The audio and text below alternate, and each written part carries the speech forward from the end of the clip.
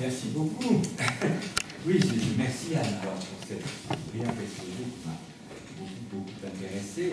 Quant à moi, j'ai imaginé vous proposer comme titre, en tout cas, de cette petite causerie que je vais entretenir avec vous, le rhume de l'âme ou lorsque les molécules tiennent audience. En fait, ce qui m'avait d'abord amusé, puis fait réfléchir, c'est cette émission du 8 novembre 2011 sur Arte, émission conçue, je crois, dans le cadre d'une série, ou bien était-ce la seule unité, je ne sais. Ça s'appelait Les maladies à vendre ou les inventeurs de la maladie. Voici le résumé qu'en donnaient les auteurs. Je cite: les psychiatres japonais considéraient la dépression comme une maladie rare au Japon. Ils ne la diagnostiquaient pas souvent. L'industrie pharmaceutique a fait un lobbying très moralisateur auprès du gouvernement pour lui prouver que les patients japonais n'étaient pas bien traités. Ensuite, elle a mis sur pied une campagne afin de réduire le sentiment de honte qu'un Japonais peut ressentir s'il est triste, déprimé. Ou si quelque chose ne va pas et le ferait rester chez lui sans consulter un médecin. Je cite toujours le résumé. Cette campagne avait pour but de normaliser cette maladie mentale. Nombre de personnalités furent interviewées, des vedettes de la télévision également. Des articles furent écrits dans la presse pour familiariser le public avec l'idée de la dépression. Le mot même de dépression, en japonais utsubyo, signifiant dépression majeure, a été changé par une grande campagne de communication. Lorsque les Japonais entendaient ce mot utsubyo, cela leur évoquait quelque chose de très grave, quelqu'un d'hospitalisé. La notion a été substituée par celle de kokuru no kaze, ce qui signifie un rhume du cœur ou un rhume de l'âme. Bien sûr, vous avez perçu le ton des journalistes, leur mode de questionnement.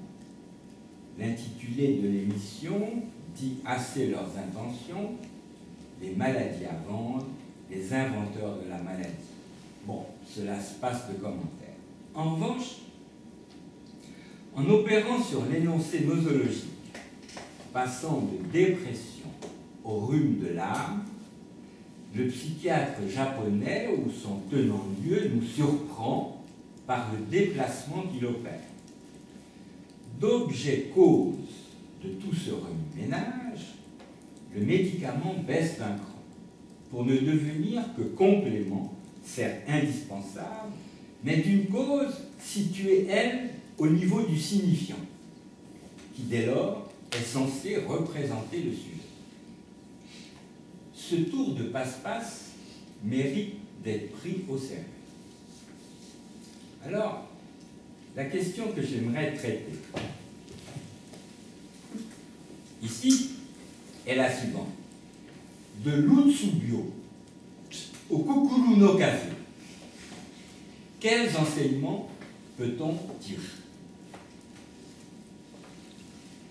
Le japonais, dit-on, est un guerrier par culture. Donc, c'est un être, au fond, dont le phallicisme ordonné par l'autre de la culture est bien connu. Il y a eu l'héroïsme des kamikazes, ainsi qu'on les nomme. Ils fondent sur les navires ennemis, se consument sans état d'âme, suppose-t-on du moins, en raison du prix qu'on leur prête, vive l'empereur. Peut-on dire que ces gestes-là sont le fait de la dépression? Peut-être, car il semble que la souffrance est corrélée à une perte imaginaire. Le suicide, dans ces circonstances, peut être lu comme une suppléance au manque au monde supposé menacer l'empereur et la nation, ou encore, pour Mishima, l'honneur de l'armée. Là, je vous renvoie à sa mise en scène du seppuku, opéré devant les caméras. On dit harakiri, c'est faux. Le japonais, lui, dit seppuku. Lacan avait forgé une catégorie nosologique. Il nommait cela, je cite, la maladie de la mentalité. Est-ce de cela dont il s'agit, maladie de la mentalité? Il faut se souvenir que la propriété essentielle de cette maladie de la mentalité est ce gonflement hypertrophié de l'imaginaire lorsque celui-ci est désarrimé du symbolique. Bon, laissons là ces japoniaiseries, car la question que je veux traiter n'est pas là. La référence à l'autre de la culture japonaise ne vient ici que parce que l'opération sur le signifiant qui m'intéresse s'est tout bonnement localisée de manière contingente au Japon. Revenons donc au passage de l'Utsubyo au Kukuru no Kaze, et c'est au demeurant ce recours au signifiant qui justifie la deuxième partie de mon titre, ou lorsque les molécules tiennent audience. Dit autrement, ou lorsque la molécule parle à l'homoncule. Mais n'anticipons pas. Quelques questions alors. D'abord celle-ci. Quel est le sujet visé par le médicament? La question doit se poser, car on l'a vu à l'instant, le psychiatre japonais et la télévision aussi bien peuvent en changer la cible, en jouant simplement sur le signifiant. Enfin, simplement, c'est pas si sûr. En faisant passer le pharmacone du statut de remède, dit de bonne femme, au médicament, la science vise un gain de crédibilité, de vérité avec un grand V.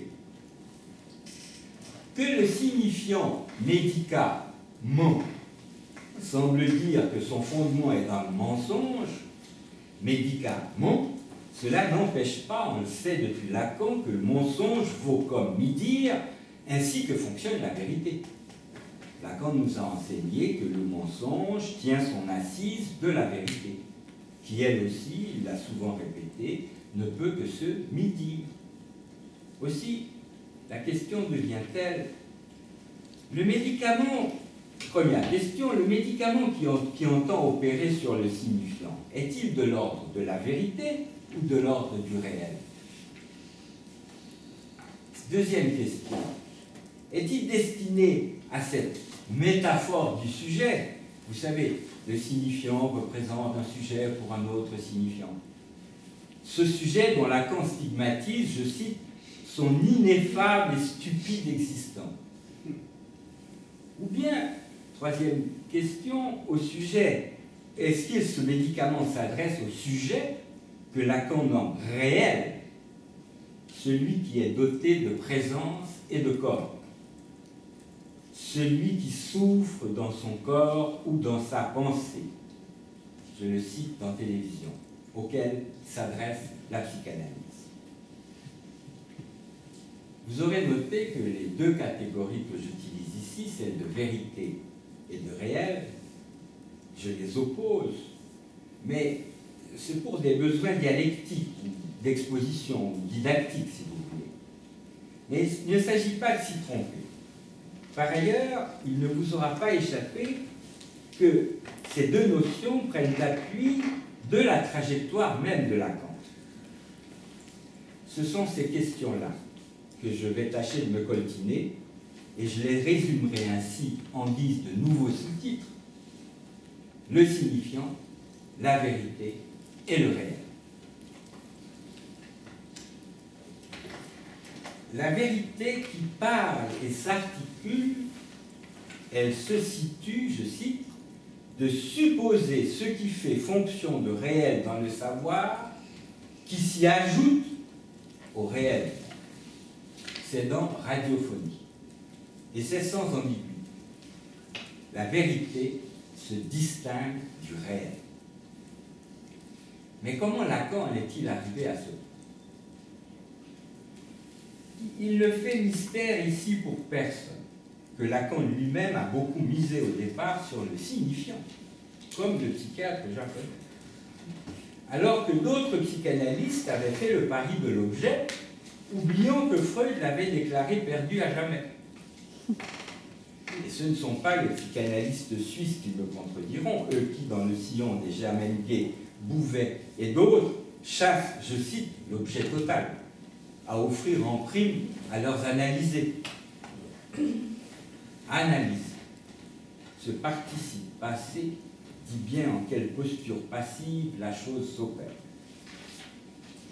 N'y voyez aucune polémique, je ne fais que m'appuyer sur un fragment de l'histoire de la psychanalyse et des partis pris déclarés, voire revendiqués. De l'autre côté, l'analysant de Lacan est convoqué dans ce que ce Lacan-là, je veux dire celui du signifiant, ce Lacan-là va nommer la structure. La structure, c'est le langage, affirme-t-il dans Télévision encore. Et l'analysant, prié d'être actif et présent dans sa participation. Analysant est bien un participe présent. J'insiste ici, vous me le permettrez, sur cette présence exigée. Je crois que cette présence réelle,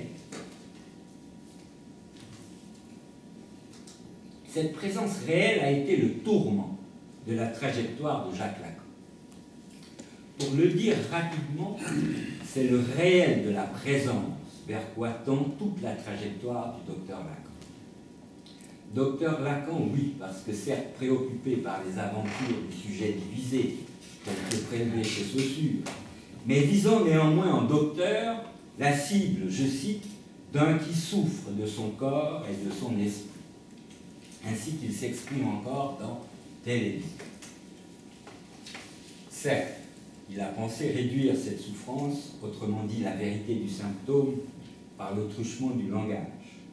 Mais ce sera pour constater désenchanté que le savoir attendu de l'opération est, je le cite, un savoir vain d'un être qui se dérobe. Et que par conséquent, cela ne fait pas advenir the individual, comme il le nommera plus tard dans Joyce, le symptôme. Cette trajectoire, en bref, part donc du langage pour passer par l'objet petit a et se terminer avec le nœud borroméen.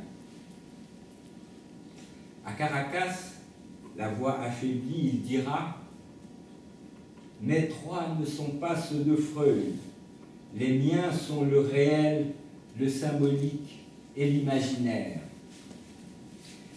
Oui, ces trois rangs de ficelle ont la même importance.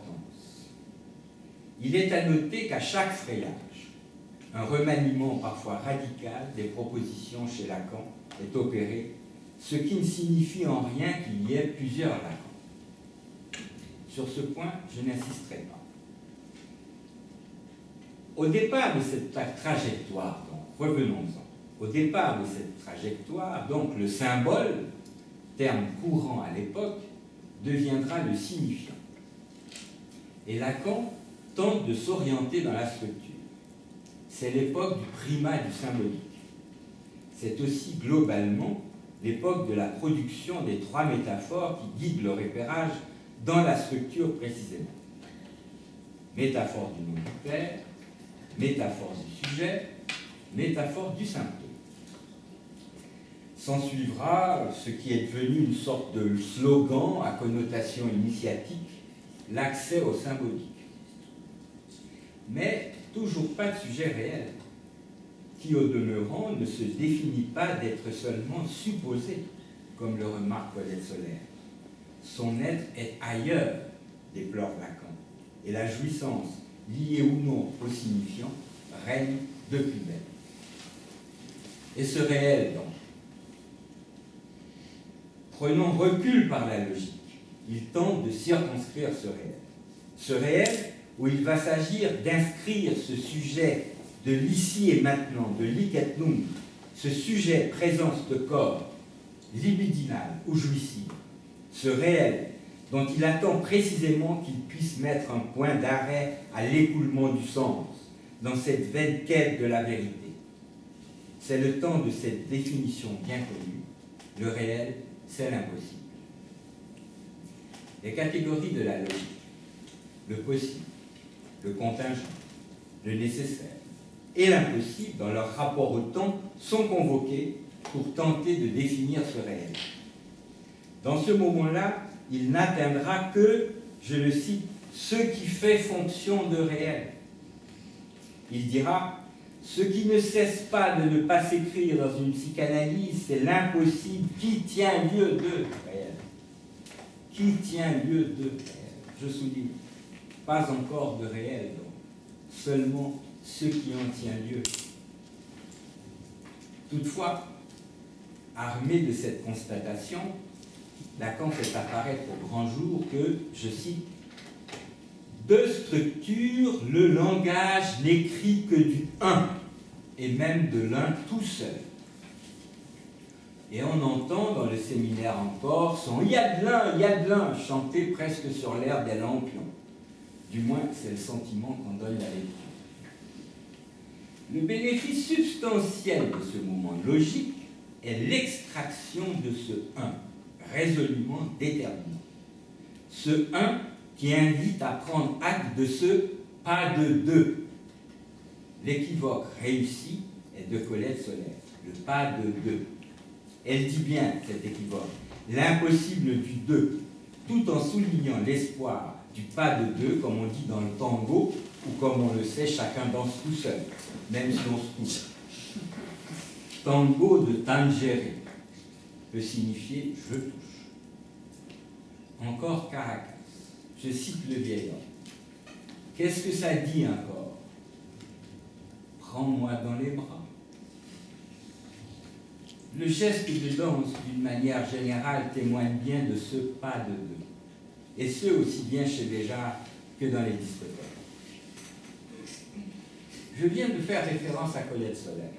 C'est à elle que je dois de m'avoir éclairé sur la question que je traverse devant vous, en marche accélérée bien sûr. Vous remarquerez aussi que dans cette esquisse de trajectoire, je n'ai pas donné la place qu'il mérite à l'objet petit a. Je le regrette. Pourtant, l'objet cause du désir a fait pour un temps mirage de réel, en cela que l'incompatibilité entre la parole et le désir le met aussi bien du côté d'un savoir impossible. Mais ici, j'ai pris le parti d'accentuer le passage qu'opère Lacan de la vérité midite, prisonnière du sens, du déchiffrage infini, de l'inconscient fantasme, au réel de la langue, réservoir hors symbolique, président à l'inconscient réel. Les deux versants, les deux inconscients ont leur pertinence pourtant. Il ne s'agit pas de les opposer. Différence n'est pas opposition. Par-dessus tout, et s'agissant de la question du rapport psychopharmacologie et psychanalyse, il me semblait important de mettre ce un en perspective. Ce un tout seul, qui fait rune de l'âme, intranquillité, de Sénèque à Pessoa, pour prendre ses bornes arbitraires, mais qui est aussi la marque de « the individual », comme l'avait déjà montré Robert Burton au XVIe siècle. Vous savez, Anatomie de la mélancolie, superbe ouvrage. Avec ce un, s'en trouve une autre conséquence, c'est que le fantasme, avec son objet, devient une suppléance imaginaire au réel, au fait donc qu'il n'y a pas de rapport. Le médicament n'est plus remède. C'est l'objet, le médicament qui n'est plus remède est l'objet de ce fantasme. Il prend appui sur la vérité du fantasme et non pas sur le réel. Et pourquoi pas? Il fait promesse. Placebo, dit-on en latin, soit je te plairai. Il fait promesse au corps parlant, d'où l'appel au signifiant par le psychiatre japonais. Au corps parlant et surtout jouissant, celui dit un, promesse de pouvoir le coupler, le compléter. Et aussi bien, cette copulation traverse, semble-t-il, les mêmes tourments que ceux dont témoigne la clinique de la vie amoureuse, tant en termes de qualité que de quantité. Et pas uniquement autour de la promesse, au corps de la promesse, de la promise, comme on dit, dans la vie amoureuse. Je vais essayer de sortir une des similitudes que je trouve finalement assez amusante.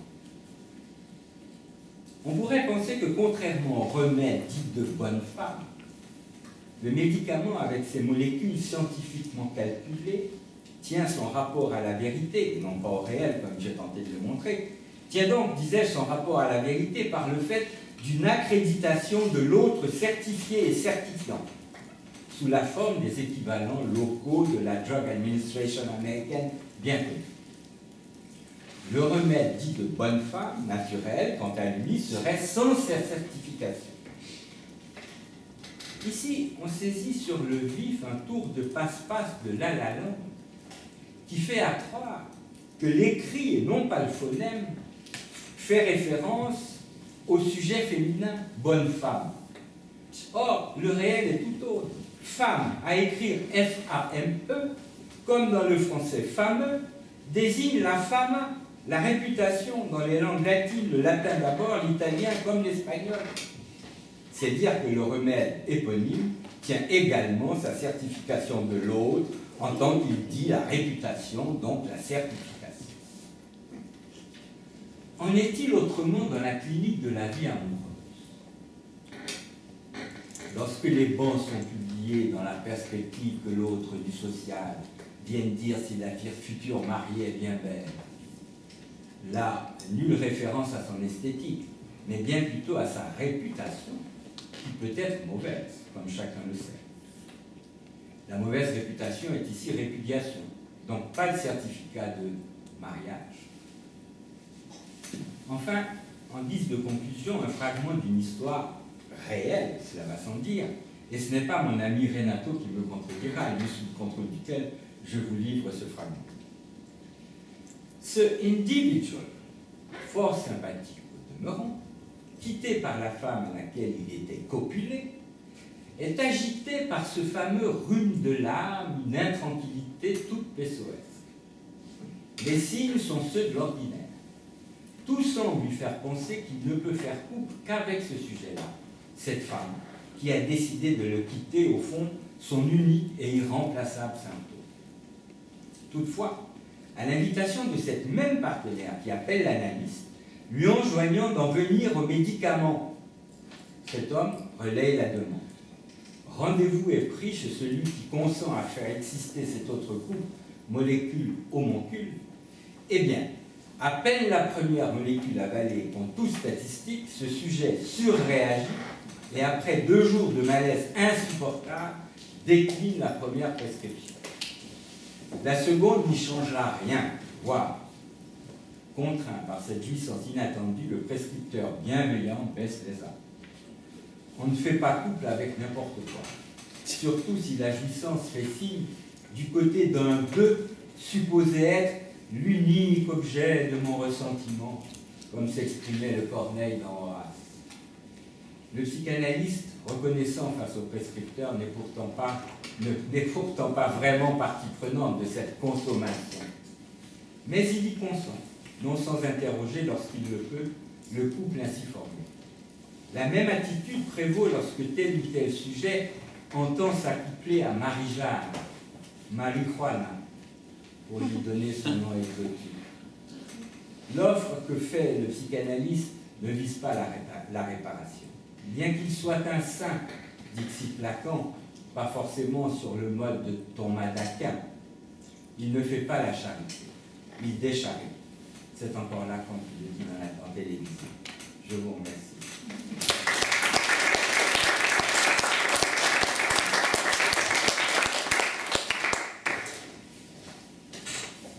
Décidément, la question de la culture, elle revient en force.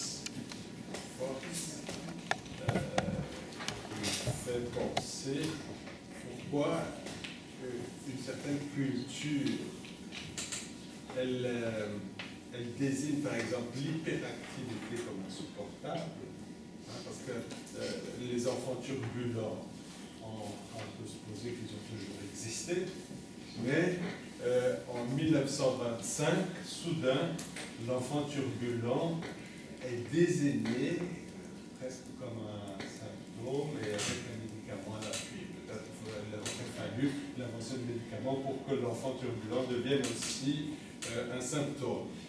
Bref, Toi, tu parles d'une autre chose, de la dépression comme maladie rare. Ça veut dire qu'il y a quand même reconnaissance de maladie, c'est une maladie. Le suicide, tu as dit qu'il supplée au règlement au Japon. Alors toi qui es un grand connaisseur du Japon, est-ce que le suicide c'est un symptôme et une maladie? Parce que dans nos contrées judéo-chrétiennes, le suicide est non seulement un symptôme, mais un symptôme d'une maladie dangereuse. Bref, ensuite tu entres dans... Oui, je te laisse prendre note parce que je vais tout de suite passer note au troisième exposé. Mais ensuite tu passes à la substance de Lacan. Là, il y aurait toute une série de choses que j'aurais voulu entendre aussi en ce qui concerne la jouissance comme règle. Mais surtout, tu touches à une chose à la fin que je pense qu'il pourrait éclairer beaucoup de ce qu'on a discuté jusqu'alors dans ce cycle, sélection du médicament comme rapport à la vérité et pas au réel.